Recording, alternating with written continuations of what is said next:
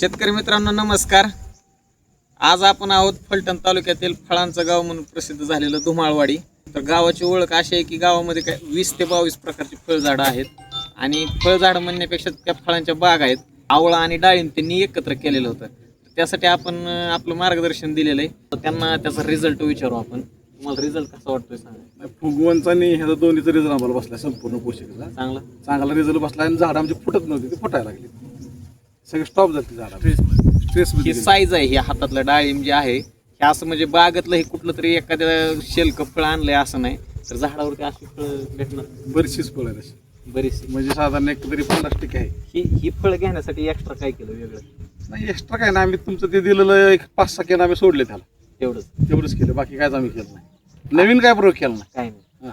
आणि आता वेगळी गोष्ट सांगतोय म्हणजे एक करायला गेलं की एक गोष्ट फ्री येते, तर ती कुठली ते आमचा आम्हाला फ्री आलाय त्याच्यात. डाळिंबीला सोडलं ना आम्हाला फ्री आलाय, त्याला फवारणी वगैरे काय नाही. तुफान लोड आहे मित्रांनो. आवळ्याची झाड आहेत, 50 कॅरेट निघलं होतं गेल्या वर्षी. यावेळेस किती माल निघत? यंदा 150 कॅरेटच्या आसपास निघत. झाड किती टोटल? 72 झाड आहे. 72 झाड आहेत. फक्त 72 झाडात त्यांचा अंदाज आहे 150 कॅरेट प्लस माल निघन. भरपूर सेटिंग आहे.